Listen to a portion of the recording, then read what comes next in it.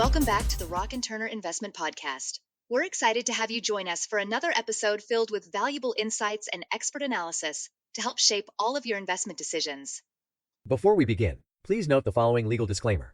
The views and opinions shared in this podcast are intended for entertainment purposes only. Any references to regions, countries, sectors, stocks, securities, or other assets are for discussion purposes and should not be considered as recommendations to buy, sell, or pursue any specific investment strategy. This content does not constitute accounting, legal, tax, or investment advice and should not be relied upon as such. The material may include forward-looking statements, forecasts, or projections, which are inherently uncertain and not guarantees of future results. There is no assurance that any predictions or projections will materialize. All data referenced in this podcast has been sourced by us and is provided without warranties of any kind. The data may contain errors and should be independently verified before use. Neither we nor the data providers accept liability for any reliance placed on the information presented. Always conduct your own research, seek professional advice, and take responsibility for your investment decisions.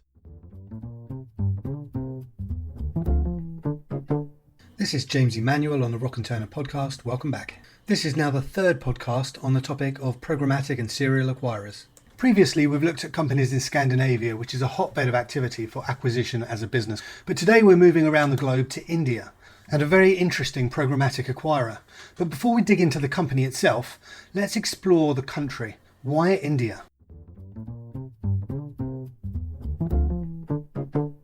Top investor Jeffrey Gundlach recently made a bold claim. He thinks India is the most compelling investment opportunity of our time. Let's hear what he had to say. You should invest in India, because India has a similar profile today to where China was 35 years ago, when they had tremendous population, labor force, visibility of labor force growth, tremendous problems, a gummed up legal system, corruption all over the place. But those are things that can be fixed. And you see, but China went from 1/12 of the US GDP to 70-80% of US GDP, and they certainly produce more goods than the United States, so in a certain sense, they're bigger. Well, India has the same demographic outlook as China did then, and India has a benefit for supply chain being moved around, where manufacturing can come there. They're very technology. They have a long history of being, a significant society. So I don't know how long it's going to take, but that's one that you buy and you just do yourself a favor and don't open the statement. Because if you do, when there's trouble, you're going to sell it. So let's dig a little bit deeper. Why India? It has a huge population, a young, fast-growing workforce, a rapidly growing middle class, shifting winds of global supply chains are driving it forward, and a reform agenda that echoes the early days of China's rise in the 1980s. In Gundlach's eyes, today's India looks a lot like China did 35 years ago. Chaotic, corrupt, bogged down in red tape, and yet it's bursting with untapped potential. But Gundlach is a realist. He isn't pretending this will be a smooth ride. In fact, he warns the opposite. His tongue-in-cheek advice, don't open the statement, is a wink at the kind of turbulence and nerve-testing headlines that can often come with investing in emerging markets. But if you believe in India's long-term fundamentals, you have to give them time to unfold. That means ignoring any short-term noise and holding steady for the long term.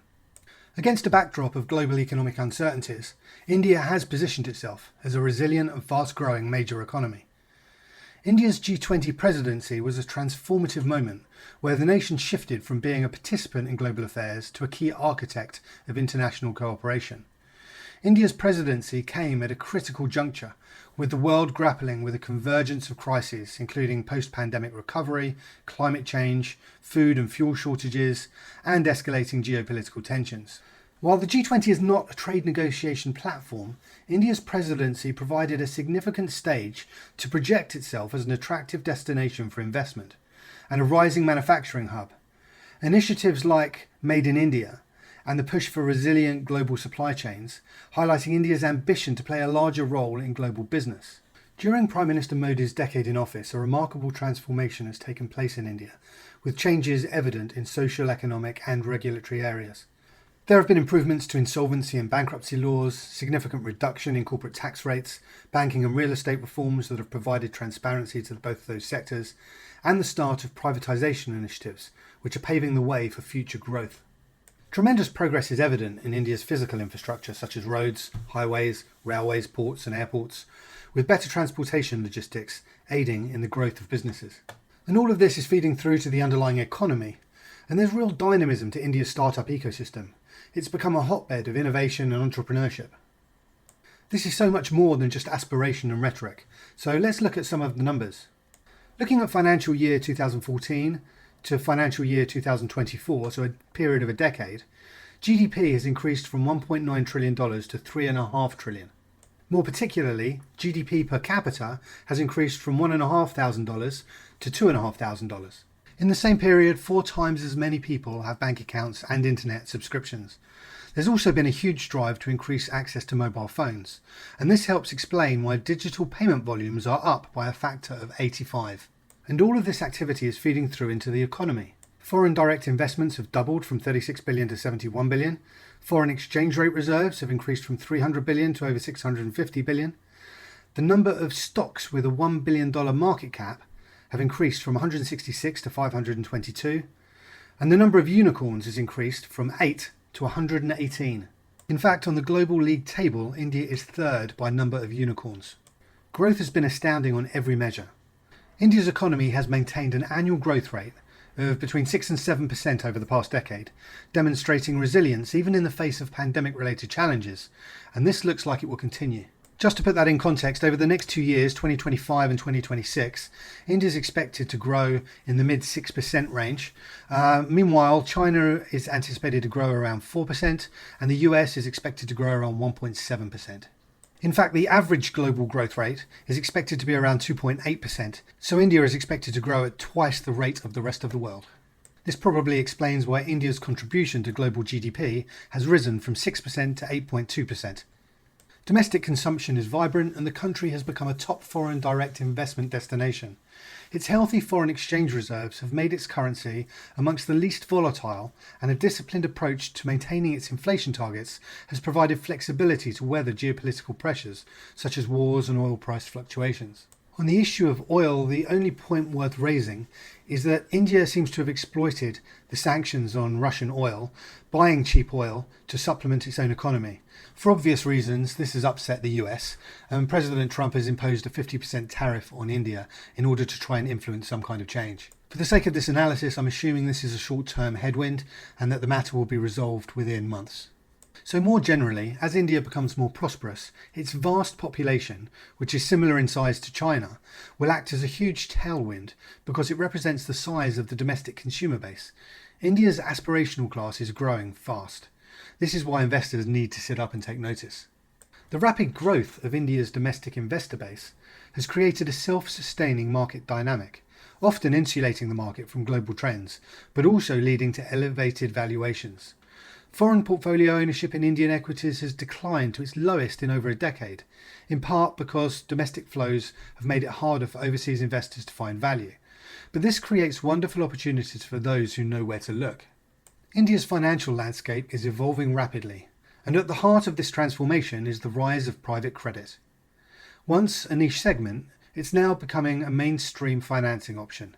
This is largely because traditional banks, constrained by tighter regulations, are finding it harder to lend as freely as before. As a result, more businesses are turning to private credit for its flexibility and speed, especially when time is of the essence. The numbers tell a compelling story. In just the first half of 2023, over $4 billion in private credit funding was dispersed. That momentum carried into the first half of 2024, with deal volumes approaching $6 billion, and for the corresponding period in 2025, this surged to a record $9 billion, representing a 53% increase year on year, a clear sign that this segment is not only growing, but doing so at pace.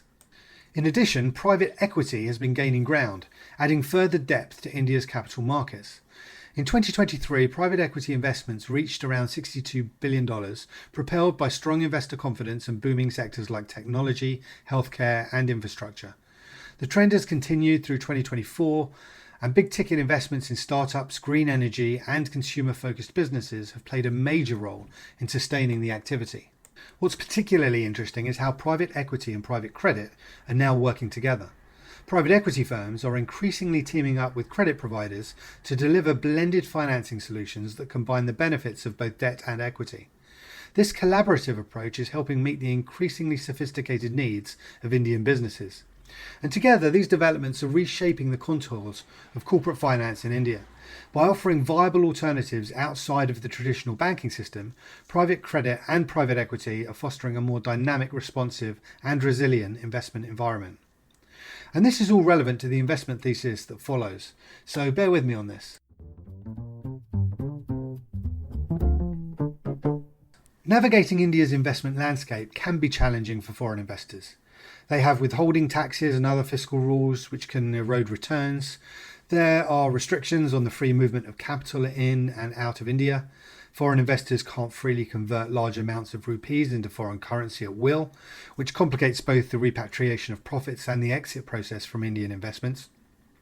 Currency controls and the lack of full convertibility require foreign investors to navigate complex regulatory procedures to move capital in and out of India, and this can lead to delays, increased transaction costs, and uncertainty about the timing and value of repatriated funds. There are the obvious language and cultural barriers, which make due diligence and interacting with senior management particularly challenging, and all of this, combined with the risk of sudden governmental policy changes, can undermine investor confidence, which is why gaining exposure to India via a holding company may be the better option. So this brings us to the programmatic acquirer that I'm looking to focus on in today's analysis, Fairfax India, and it begins to look very attractive as an investment opportunity. It went public in early 2015 and has since enjoyed a 10-year investment journey in India, providing it with invaluable experience navigating the complexity of this market. Prior to that, its parent company, the enormously successful Fairfax Financial, had been active in India for 2 decades, so the in-house expertise in this jurisdiction is extensive. For those not familiar with this group, under Prem Watsa's visionary leadership, Fairfax Financial has transformed from a small, struggling insurance company into a global powerhouse. It's headquartered in Canada, but operates in over 100 countries.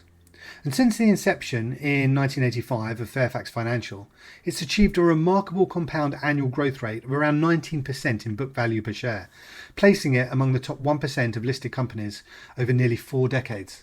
Watsa is a disciplined, value-oriented investor, and his focus on long-term shareholder value has earned him the reputation as the Canadian Warren Buffett. For long-term buy and hold investors, this is the right type of business with the right type of culture. The launch of Fairfax India was driven by Prem Watsa's conviction in India's long-term economic potential and the transformative impact of a business-friendly government under Prime Minister Modi. Watsa saw a unique opportunity to create a permanent capital vehicle focused exclusively on India, allowing Fairfax to make significant long-term investments in Indian businesses with experienced and ethical management teams. He believed that India's favourable demographics, cost competitiveness and vast domestic market would position it as a leading global manufacturing and service hub, and that Fairfax India could benefit from these trends by investing in essential sectors, infrastructure and high-quality companies. The structure of Fairfax India, distinct from Fairfax's other global operations, was designed to provide patient long-term capital and to leverage Fairfax's 3 decades of experience in the Indian market. Fairfax Financial currently owns approximately 43% of Fairfax India, making it the largest single shareholder. The public float comprises the remainder, with retail investors holding around 36% and institutional investors holding the rest. In fact, Ontario Municipal Employees Retirement System holds around 15% alone. Fairfax India has itself gone through a transition since its inception. Watsa's son, Ben, took over from him as chairman, while Gopal Sundrajan took over from Chandran Ratnaswamy as the CEO. And both Prem Watsa and Ratnaswamy continue to be on the board of directors. While some people may be concerned about the changing of the guard, rest assured, Fairfax is one of those groups that handles succession properly. Prem Watsa himself has explained, "Our presidents and senior executives at Fairfax average close to 20 years of service. We're big believers in the benefits that come from this continuity. Rather than shuttling in new leaders every 4 or 5 years, our companies are able to continually build on success without undergoing the strategic U-turns that management turnover often brings." Here again you can probably see another parallel with Warren Buffett. Prem Watsa owns 1.2 million Fairfax Financial shares and 320,000 Fairfax India shares directly, while other officers and directors own shares in both companies. This is a business where management has real skin in the game, and the team is exceptionally talented with a wonderful track record. Now we get to the really important part of the thesis, because there's a valuation disconnect that you really need to understand. Since its inception 10 years ago, through a variety of crises including the pandemic, Fairfax India, on paper, looks to have generated an annualised return of 10.2% on its existing portfolio. I know what you're thinking, satisfactory but not outstanding. But here's the thing that you really need to understand. Nearly 70% of Fairfax India's investments are not publicly traded and are carried at valuations that are very, very conservative. That means that the annualised return is actually far higher than the 10.2% that appears on paper. Allow me to break it down. The company operates under IFRS investment entity accounting rules, meaning public investments are marked to market while private investments are valued using fair value methodologies outlined in quarterly reports. The mark-to-market return on existing public listed investments is about 18.5% CAGR, significantly outperforming the Indian Sensex index. But here's the thing. Despite the private holdings growing as strongly as the public listed companies, the company has conservatively assessed their fair value at a level that implies that they're growing at only 7.3% CAGR. In combination, this gives the 10.2% that I mentioned earlier. But why should a company grow more slowly just because it's private? The answer is that it doesn't. The carrying value of these businesses is well below their intrinsic worth. So if we assume that the private companies have indeed grown as strongly as the public businesses in the portfolio, then that average increases significantly, and the real number is at least mid-double digits, if not higher. This explains why many, including myself, believe that Fairfax India is significantly undervalued by the market. You'd be right to be sceptical, but this isn't wild speculation. Fairfax India has achieved an annualised return of 25.5% on partially monetised investments and 18.3% on fully monetised investments. In aggregate, this amounts to an annualised return of 19.4% for all monetised investments. Better still, of all its monetised investments, it has never lost money. So now I'm probably starting to pique your interest. For you to better understand this company, we really need to break it down on a sum of parts basis and to analyse all of the individual components. So that's what we'll do. But before we dive into this analysis, a word of warning is warranted. This is not an easy company to analyse because, unlike a typical operating company that earns revenue from selling goods or services, Fairfax India does not have a core business that generates predictable recurring sales. Its income is a function of its investment portfolio's performance, which is by nature cyclical and subject to market-wide economic conditions and specific company events. As a holding company, its accounts are subject to accounting standards that require it to capture both realised and unrealised gains, something Warren Buffett has raised as an issue at Berkshire Hathaway, so not a unique issue being faced by Fairfax India. In respect of its listed investments, its revenues are directly tied to the performance of the stock market. It also receives revenue in the form of ad hoc dividends that are paid at the discretion of the companies in which it's invested. Then there's interest income, which can vary based on the debt instruments held and prevailing interest rates. And complicating matters further, its investments are all in India generating income in rupees, but it reports its financials in US dollars, exposing it to foreign exchange fluctuations. If you look at its numbers, you'll notice that all this causes its top-line revenue to be incredibly volatile, with swings in either direction from one year to the next. The company's philosophy, mirroring that of its parent company, Fairfax Financial, is to prioritise long-term capital appreciation and book value growth over short-term quarterly earnings. This approach is rooted in the belief that for a holding company, a rising book value per share is the most reliable indicator of a successful investment strategy. So the focus needs to be on the balance sheet. By compounding its book value per share over the long term, it's creating sustainable value for its shareholders. The company provides detailed breakdowns of its investment portfolio's performance in very detailed and well-articulated financial reports, so there's no issue with transparency. It's generally an excellent capital allocator and repurchases shares when they're trading at significant discounts to book value, but this is also captured in the book value per share metric. But there is an issue here that you may have spotted. As noted earlier, 70% of Fairfax India's investments are not publicly traded and are carried at valuations well below their intrinsic value. So the book value per share cannot be calculated from its financial statements. It needs to be analysed on a sum of parts basis. Fairfax India addresses the understatement of its book value per share by providing supplementary information beyond the standard financial statements, in which it consistently highlights the intrinsic value of its underlying private investments and discusses the significant unrealized gains in their portfolio. Their monetized investments validate their conservative approach, and they demonstrate a significant profit on the books upon the realization of those assets. All of that to say that shareholders must look past short-term accounting fluctuations and focus on the fundamental value being created. Most investors either don't have the capacity or the ability to do this kind of work, and so this explains why Fairfax India is so poorly understood and so heavily underpriced in the market. The stock is certainly not as widely followed as other large companies. This lack of institutional interest and analyst coverage means fewer eyes are on the company, and its story is not being told as broadly as it could be.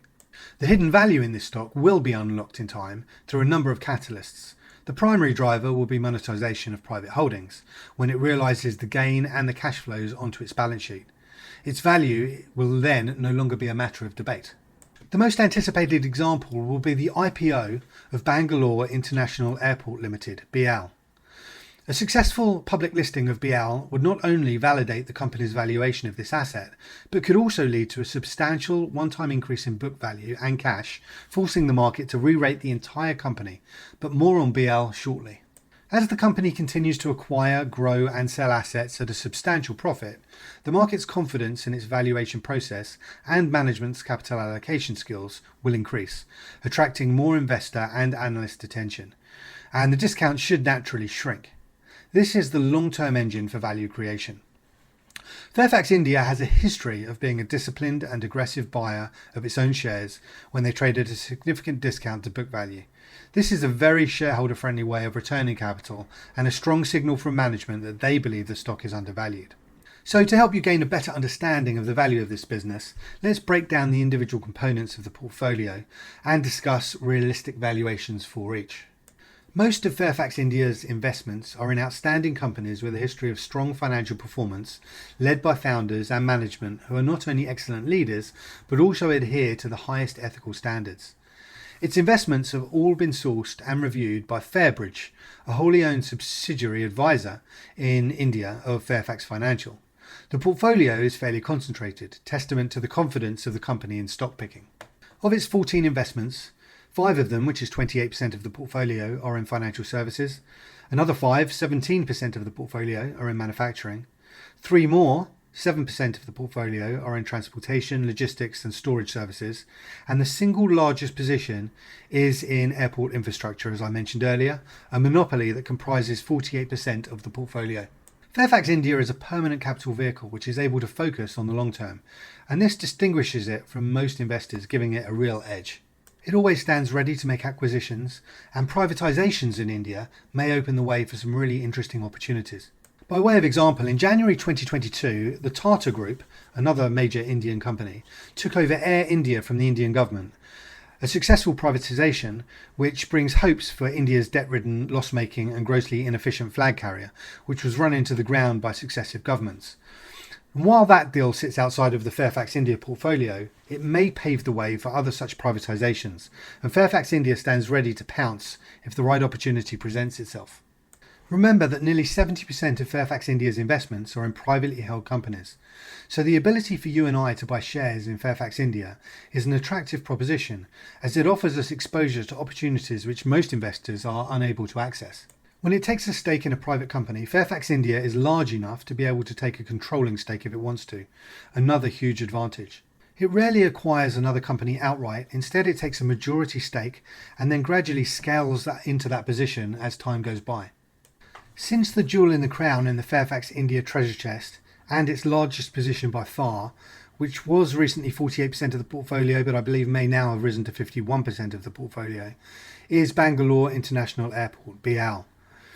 So it's important to shine a spotlight on that particular investment and to explain what makes it so special. Catering to rapidly increasing demand for air travel, India has expanded from having 50 operational airports in 2000 to about 157 today. A further 50 airports are being commissioned. This doesn't mean more competition because each airport typically serves one region in this vast country. It means more people will have easy access to air travel, which translates to increasing passenger traffic at other airports, since a flight from a new airport must land somewhere else. Today there are about 800 aircraft in operation in India, yet leading Indian airlines have placed orders for approximately 1,800 new aircraft from both Boeing and Airbus to be delivered over the next decade, so that provides a sense of the growth trajectory. India is the third largest aviation market in the world, with about 376 million passenger flights recorded in fiscal year 2024 alone. More particularly, Bial serves as the third largest airport in India and the fastest growing globally. Terminal 2 is very special. It's first of its kind. It's called the Terminal in a Garden, and it's an extension of the Bengaluru city's green aesthetic. Imagine arriving at an airport and having to walk through landscaped tropical gardens. It has a total of 620 endemic plants, 3,500 and more plant species, 150 palm species, 7,500 planted trees, 100 different varieties of lilies, 96 lotus species, 180 rare, endangered and threatened species, and 10 ecological habitats, which make up a lush green landscape. This really is an airport like no other. It was voted second as the world's best new airport terminal at the prestigious Skytrax World Airport Awards 2024, having been recognised at the 2023 Prix Versailles, organised by UNESCO as one of the world's most beautiful airports. Beyond beauty, it's also sustainable. Its solar panels and daylight optimization results in 25% overall energy savings. Rainwater harvesting and 6 major rainwater-fed ponds with 413 million litres of water cater to the airport's requirements. The integrated solid waste management plant will convert biodegradable waste to fuel and manure, leading the airport towards its goal of sending zero waste to landfill.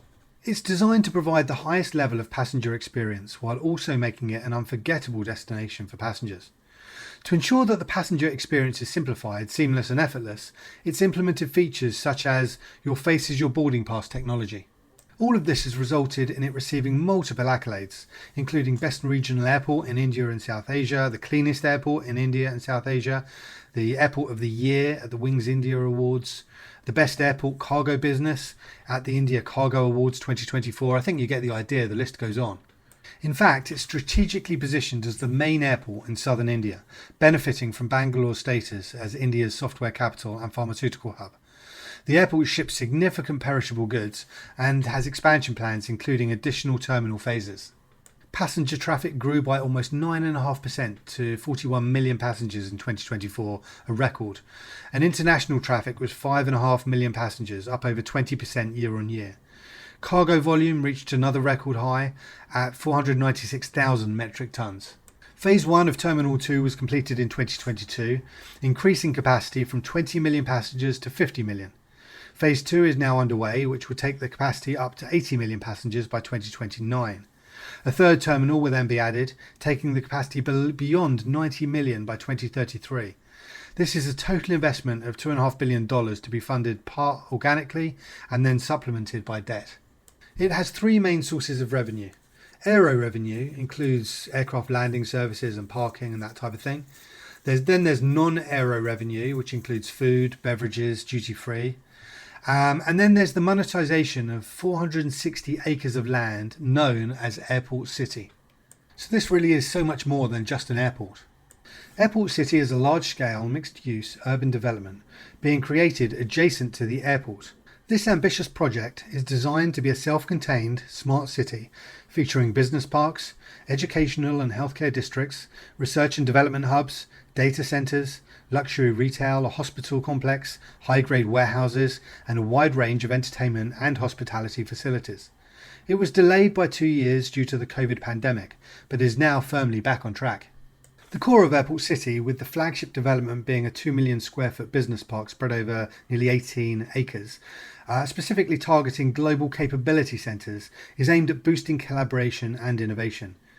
It's also planned to attract academic institutions and world-class medical facilities with R&D hubs supporting technology and innovation-driven businesses. In fact, Bial has been working with AWS, Amazon Web Services, to deliver the joint innovation centre that will drive the development and adoption of digital solutions in aviation. As part of the launch of the Joint Initiative Centre, BIAL will also deploy Startup Valley, a startup accelerator program that will offer an open innovation opportunity for startups to build and accelerate digital solutions. Rahul Sharma, president of Amazon Internet Services, AWS India and South Asia, explains as follows. With Startup Valley, our combined vision is to enable startups to transition successfully and faster in their experimentation, development and scaling phases, helping them to commercialize their solutions and accelerate the adoption of innovative digital solutions in the country. So once again, this is more than just an airport. This is the Indian Silicon Valley coming into being. Airport City will also offer a concert arena, a convention and exhibition centre, 5,200 hotel rooms, and so much more. It will also be enhanced by the upcoming Airport West metro station, which will connect Airport City directly to Bengaluru's city centre. The arrival of metro rail connectivity to the airport is expected sometime in 2026, so this third revenue stream has a huge catalyst very soon to take place. In short, Airport City is designed to position Bengaluru as a global hub for business technology and sustainable urban development. Local government policy aims for Airport City to create 350,000 jobs and contribute $50 billion to the economy, indicating the project's anticipated large-scale economic footprint. Airport City is being developed in multiple phases over a span of 15 to 20 years, meaning the full vision could be realised by the late 2030s to early 2040s, depending on the pace of development. The first phase, which is expected to start generating revenue almost immediately upon completion, is set to open later in 2025, with new assets and sections becoming operational approximately every 2 years after that. This project will become a significant and steady source of income over time, with the potential for substantial returns as the area matures and more tenants and visitors are attracted to the site. And the best part of the story is that Fairfax India recently increased its stake from 64% to 74% ownership by acquiring an additional 10% equity interest in Bangalore International Airport, BIAL, from Siemens Project Ventures for an aggregate purchase price of $255 million. So today, Fairfax India is the majority owner of BIAL, with minority shareholders being the Airports Authority of India holding 13% and Karnataka State Industrial and Infrastructure Development Corporation holding another 13%. While no specific long-term revenue figures are disclosed, the sheer scale of the project, over 45 million square feet, suggests a significant and diversified revenue base from leasing, hospitality, entertainment and ancillary services. Here's the interesting part. So the investment in BIAL was initiated in March 2017 and has grown since then as Fairfax India has scaled up the investment. But the total investment that is made stands at $1.2 billion. So a carrying value of $1.9 billion would represent a good return. But the true intrinsic value is far, far higher than $1.9 billion. To give you an idea, aero revenue in 2024 increased by 39% over the previous year to just shy of $220 million, while non-aero revenue and other operating income in 2024 increased by 54% over the previous year to its highest ever of nearly $225 million. With these kind of growth rates, the capacity of the airport will continue to expand through to 2033, at which time its capacity is anticipated to exceed 90 million passengers, and it ought to be generating somewhere in the region of $1.3 billion in non-aero revenue alone. Add to that the aero revenue and all the income from Airport City as each phase completes, and you start to build a picture of the kind of cash-generating machine that this will become.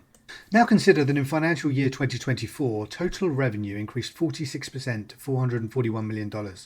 That was fairly evenly distributed across aero and non-aero sources, which implies that total revenue 8 years from now may well be in the $5 billion ballpark, which includes Airport City revenue.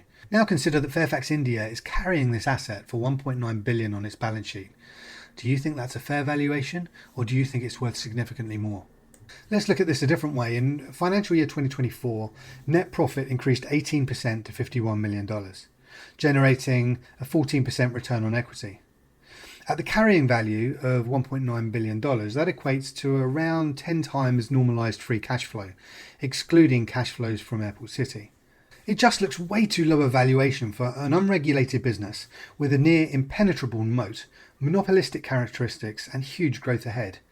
On a discounted future cash flow basis, this asset is way undervalued on the balance sheet of Fairfax India.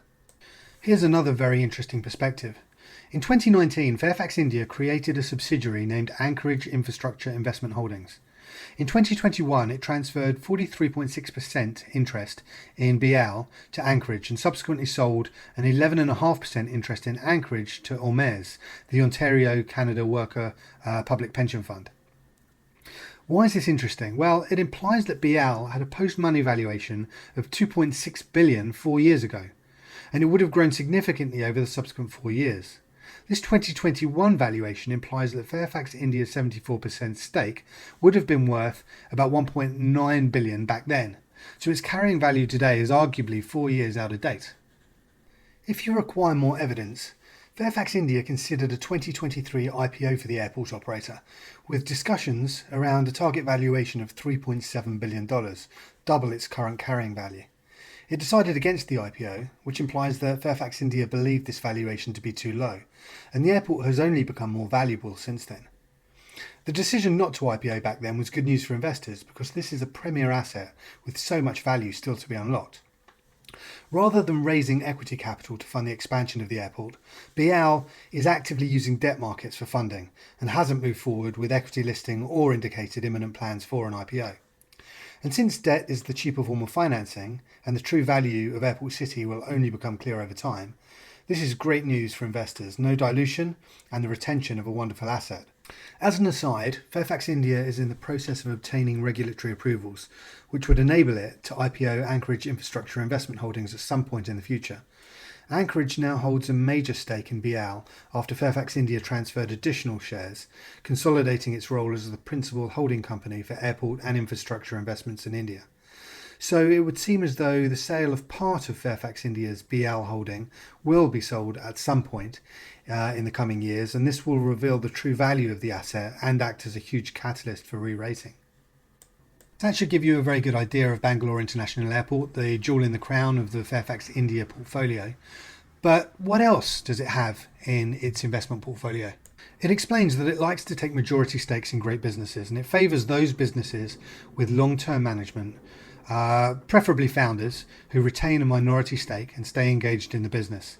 In return, it offers long-term permanent capital, creating stability, providing fuel for growth, and it becomes a reliable partner. It prides itself on having a decentralized management-friendly approach, which enables it to attract partners that are like-minded and share its long-term approach to value creation. So let's break down the rest of the portfolio by industry sector.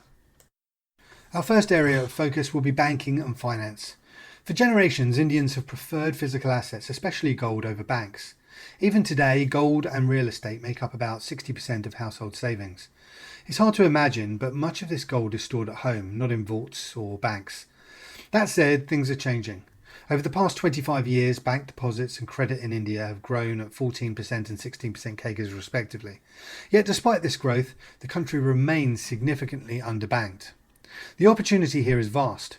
As of 2021, only 13% of Indian adults over the age of 25 had borrowed from a formal financial institution. Mortgage penetration is just 11% of GDP, far behind China's 20% and the 52% in the US. Another interesting statistic is that of every 1,000 people in India, only 62 will hold a credit card.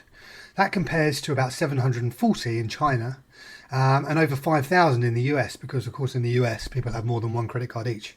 So the runway ahead in banking and financial services is enormous, and Fairfax India is looking to ride that wave. It has a number of investments in this sector, so let's explore. First is CSB Bank, where Fairfax India owns 40% of the business. One of India's oldest private sector banks, CSB is in the middle of a transformation. Under CEO Pralay Mondal, who took the reins in 2022, CSB is shifting into a full-service, digitally capable institution. Backed by Fairfax India's investment and recapitalisation, the bank now has a capital adequacy ratio north of 21%, plenty of headroom to expand, invest and manage risk. It operates 811 branches and 777 ATMs across India, up meaningfully from the year before, with a strong presence in South India, particularly Kerala, Tamil Nadu, Karnataka and Maharashtra. CSB is also modernising its digital infrastructure with new mobile and online platforms in the works. The bank's financial performance has been strong. In 2024, revenue increased 17% to 272 million, and net profit was 66 million.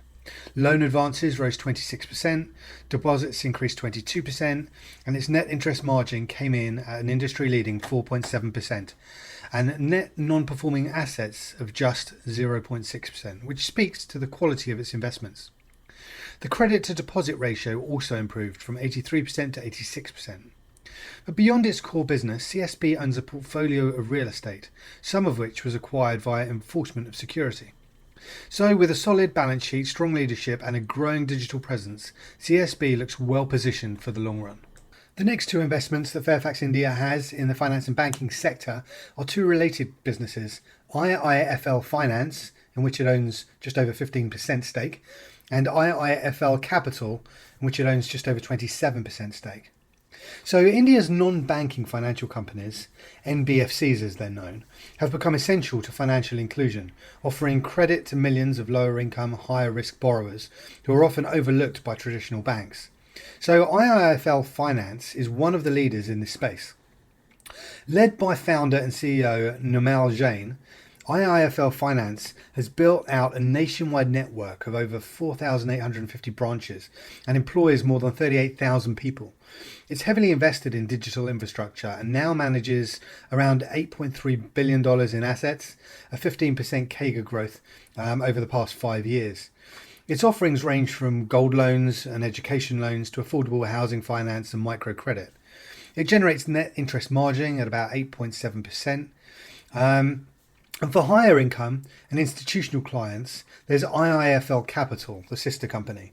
With over 100 branches in India and offices in Singapore, London and New York, IIFL Capital provides everything from wealth management and investment banking to broking and corporate advisory.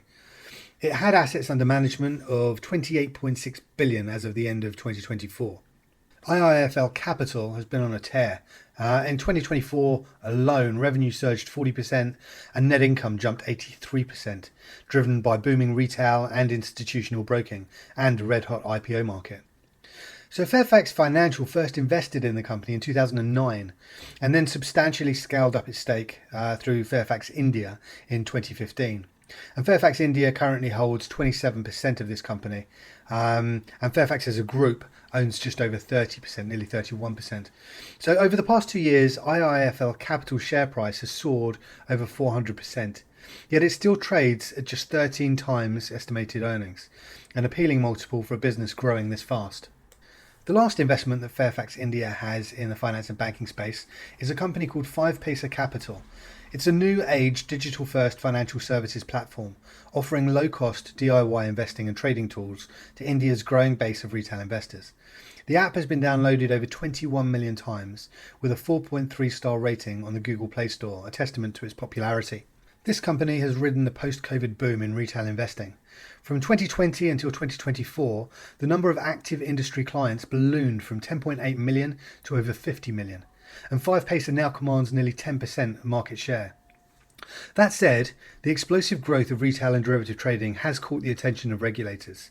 So SEBI, the regulator, has introduced new rules that are likely to moderate the pace of growth going forward. Still, 5paisa remains one of the standout platforms in a market that is only beginning to formalise. So you can see that Fairfax India has diversified across the finance and banking industry with investments across every part of the sector. Now let's take a look at transportation, logistics and storage services. Fairfax India has an ownership stake of over 48% in Seven Island Shipping. This is a company founded in 2002 by Captain Thomas Wilfred Pinto. It operates a growing fleet of tanker vessels sailing both along India's coast and internationally. When Fairfax India first invested in 2019, Seven Island Shipping had 14 ships. Today it owns 26, 22 oil product tankers, 2 crude tankers and 2 LPG carriers, with plans to add 2 more in the near future. Seven Island Shipping is India's second largest private tanker operator and the market leader in coastal time charters, holding 24% of the total market and 32% of Indian-owned capacity. Its efficiency is best in class with average idle time under 12 days per vessel over the past 3 years. To support global expansion, Seven Island Shipping established a wholly owned subsidiary in Dubai's Jebel Ali Free Zone for international vessel ownership and chartering. And Fairfax India acquired a 48.5% stake in Seven Island Shipping for about $83 million in 2019. As of 2024, it's valued at $146 million, having already returned $30 million in special dividends. The valuation still looks conservative, just 4.6 times earnings and 3.8 times free cash flow, even allowing for industry cyclicality. The next company in the portfolio is National Commodities Management Services. This was one of Fairfax India's earliest investments, dating all the way back to 2015. At the intersection of agriculture and logistics, this company plays a crucial role in India's food value chain, connecting farmers, markets, storage and trade. The company operates 771 warehouses across 165 locations in 16 states, with 2.3 million metric tons of storage capacity. It also runs 16 regional offices, 6 testing labs, over 750 market touchpoints, and 2,380 weather stations. Its aggregate loan book totals 265 million rupees. Following a period of underperformance, Sanjay Gupta was appointed CEO in 2022. He revamped the senior team and the business has since returned to a growth path.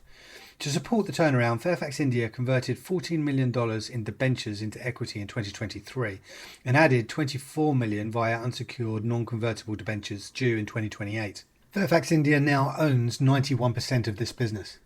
With Indian agriculture still a core part of the economy, this business is well placed to benefit from long-term growth in the sector. The last portfolio company in this sector is Saurashtra Freight. It owns and operates container freight stations, which act as logistic hubs between ports and inland transport, essentially providing off-site customs clearance and cargo storage for decongesting ports. Fairfax India invested $30 million for a 51% stake in 2017. Today, the investment is valued at around $55 million and has generated $15 million in cumulative dividends, nearly half the original investment. The valuation remains modest at around 11 times earnings and free cash flow. Now on to the final sector in which Fairfax India has invested, manufacturing. Manufacturing is enjoying a strong tailwind in India thanks to the government's flagship Make in India initiative, focused on 27 sectors. Over the past decade, reforms have targeted economies of scale, higher labour productivity, lower logistics costs, a favourable tax regime, and production-linked incentives. The strategy appears to be working. India's manufactured goods exports have risen from $76 billion in 2020 to nearly $110 billion by 2024, now making up a quarter of total exports. Fairfax India is well positioned to benefit from this trend with a number of strategic investments. The first of which is Sanmar Chemicals Group, in which it owns 43% stake. This is a 6-decade-old Indian conglomerate which operates across chemicals, engineering and shipping.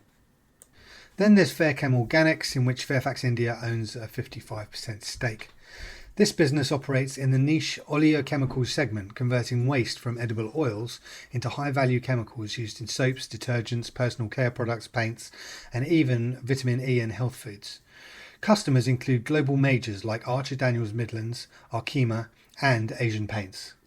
Fairfax's stake in this company is particularly interesting.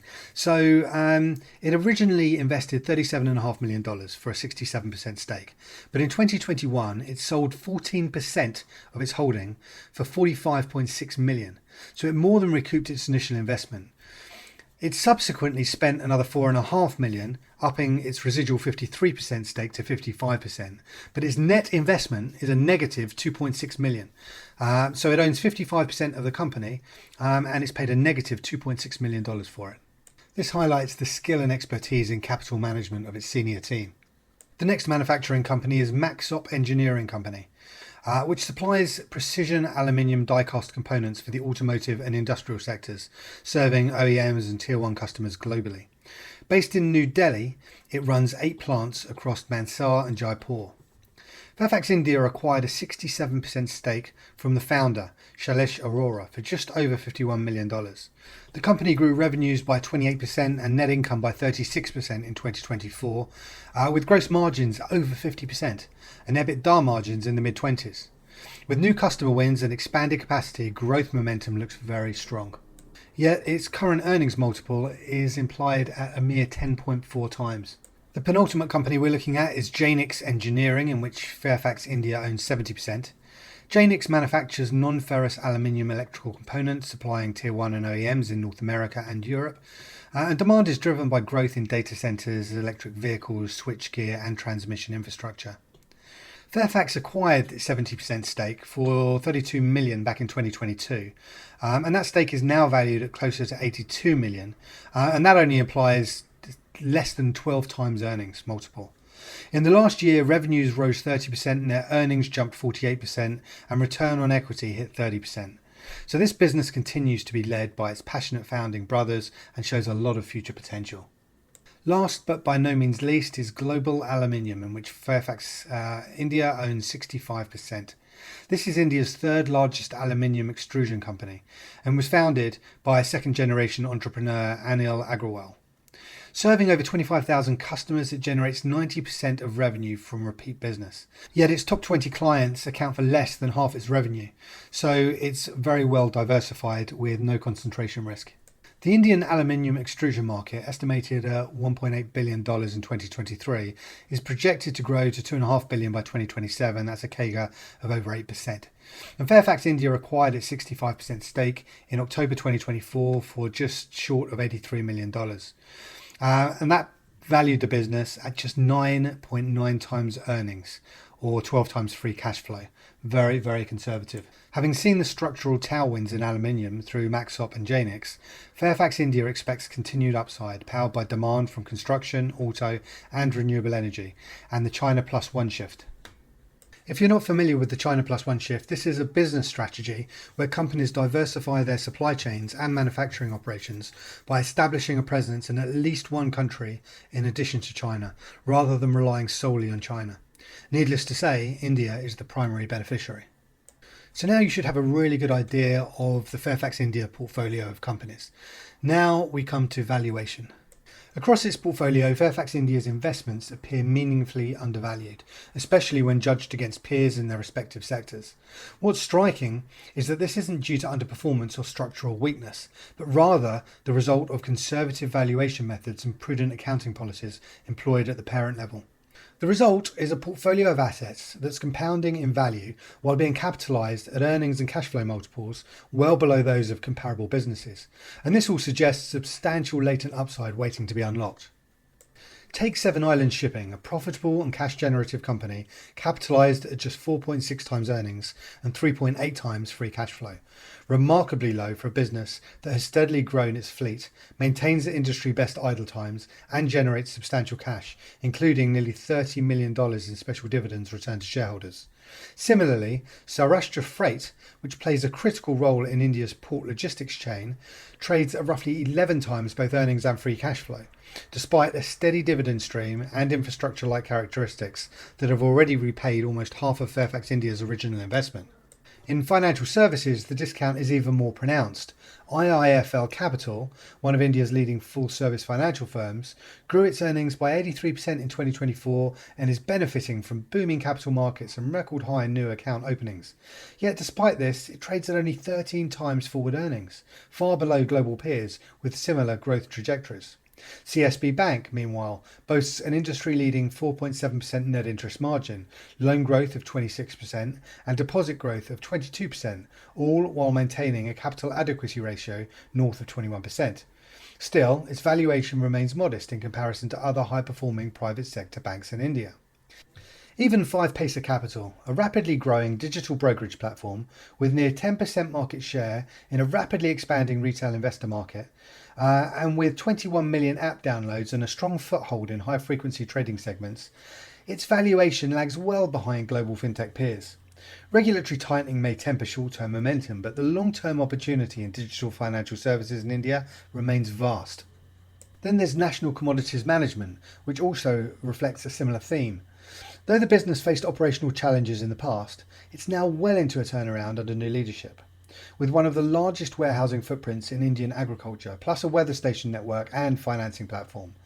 This business is uniquely positioned to benefit from structural growth in agri-logistics, yet its fair value on Fairfax India's books has not yet caught up with its improving fundamentals and long-term potential.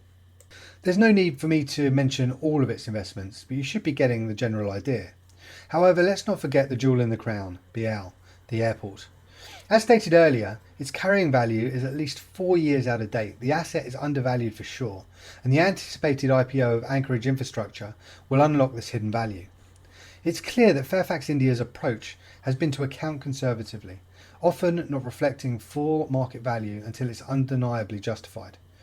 This is consistent with the transparent accounting practices of its parent, Fairfax Financial. This cautious posture conceals what is in reality a portfolio rich in optionality. As these companies continue to grow, professionalise, and in some cases reach the scale or market maturity that commands investor attention, there is substantial hidden value to be unlocked. With strategic exits, re-ratings, or simply continued compounding, the true worth of this portfolio could become increasingly visible over time, potentially delivering significant upside for long-term shareholders. This is all acknowledged by the management of the company. In the CEO's shareholder letter of March 2025, he commented, "While the book value per share of Fairfax India is $20.96, we believe that the long-term underlying intrinsic value is much higher." But the share price is currently trading under $18. In fact, it's closer to 17.5, representing a discount on an already discounted book value per share. After fair value adjustments, Fairfax India's true book value per share is probably closer to $27, meaning that the shares are currently trading at around 66 cents on the dollar. Here's some quick maths that might catch your imagination. If you were to invest at book value and compound at 12% each year, you would double your money in 6 years. But what if you invested at 66% of book value, which also compounded at 12% each year? In that case, you'd triple your money in the same 6 years. And this is what makes the current Fairfax India valuation so appealing. For foreign investors, currency risk needs to be considered, and here the Indian rupee has performed relatively better than most currencies against a very strong dollar, at least until the end of 2024.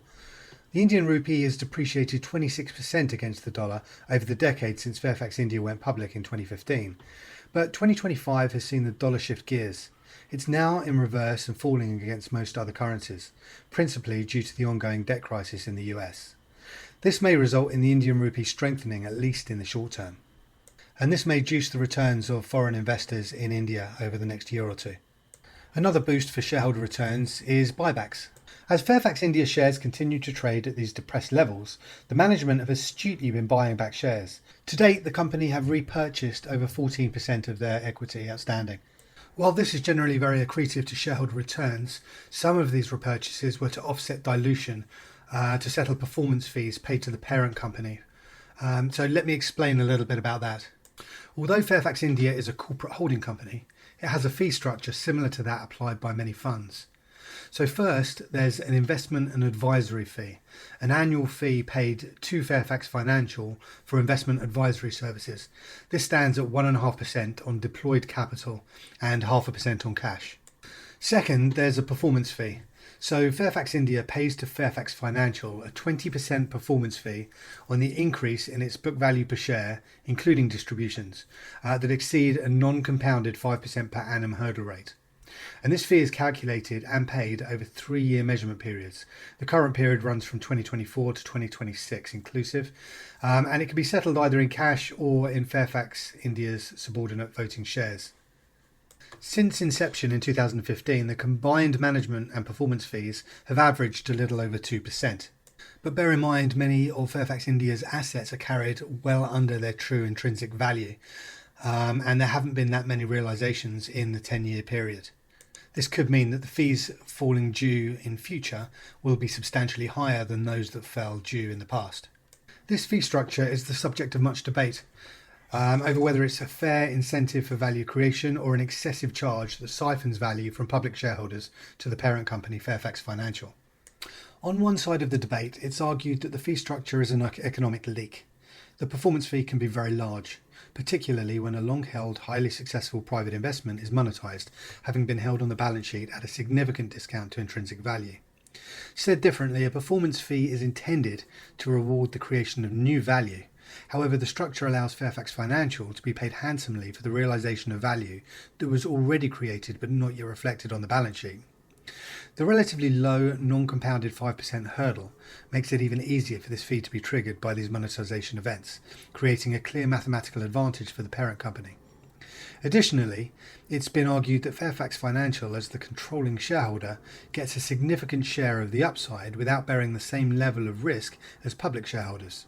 Some investors argue that this fee structure explains why the stock consistently trades at a discount to book value. On the opposite side of the debate, supporters of the fee structure argue that it aligns interests. They say that the hurdle rate, which focuses on compounding book value per share over a multi-year period, incentivizes management to focus on long-term capital appreciation rather than short-term trading gains. There's also the cornered resource arguments. Having access to the investment genius of Prem Watsa and his team at the parent company aids in identifying and nurturing high-quality Indian businesses. If the performance fee didn't exist, Fairfax Financial would have no incentive to allocate its best investment ideas and management talent to Fairfax India. So the fee ensures that the parent company remains focused on optimizing the performance of Fairfax India. This is largely supported on the facts as the growth rate of the book value per share, even after accounting for the fees, has been substantial since inception. Having provided you with a balanced narrative, you're free to formulate your own opinion on the issue. It's also worth considering whether your interests are better served by investing directly in Fairfax Financial rather than in Fairfax India. It is, after all, the recipient of the management and performance fees rather than having to pay them. So, while Fairfax India's investments are long-term and illiquid, the fees paid to the parent on AUM provide a reliable periodic cash flow.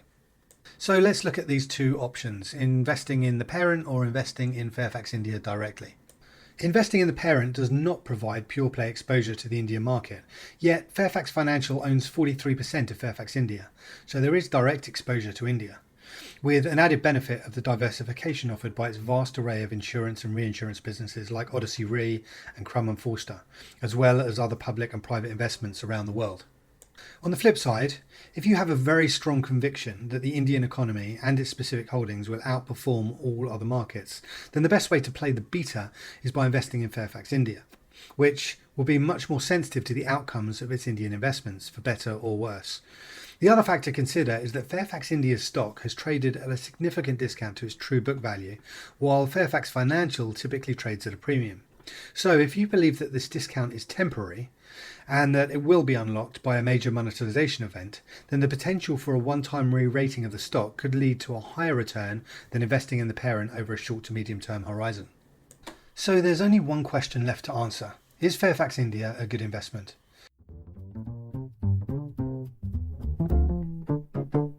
If you believe in the potential of India as a market, you want exposure, but navigating the complexity of the Indian market is far from easy. Many non-Indian investors are unaware of their legal rights and tax obligations and struggle to keep up with frequent regulatory changes. This not only irks foreign investors seeking exposure to India, but it also frustrates local investors who would welcome the increased liquidity that more foreign investors would introduce into public markets if the rules were changed. However, investing in Fairfax India not only enables foreign investors to gain exposure to the exciting Indian market, but it avoids all of these problems, as Fairfax India is listed in Canada.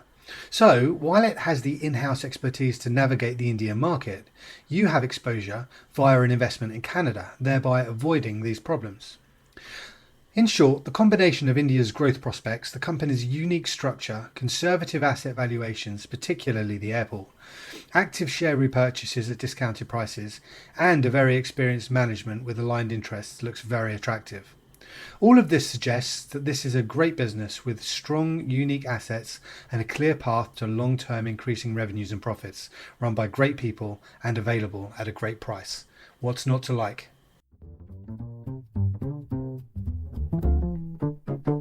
We really hope that you enjoyed today's podcast, but we really only scratched the surface.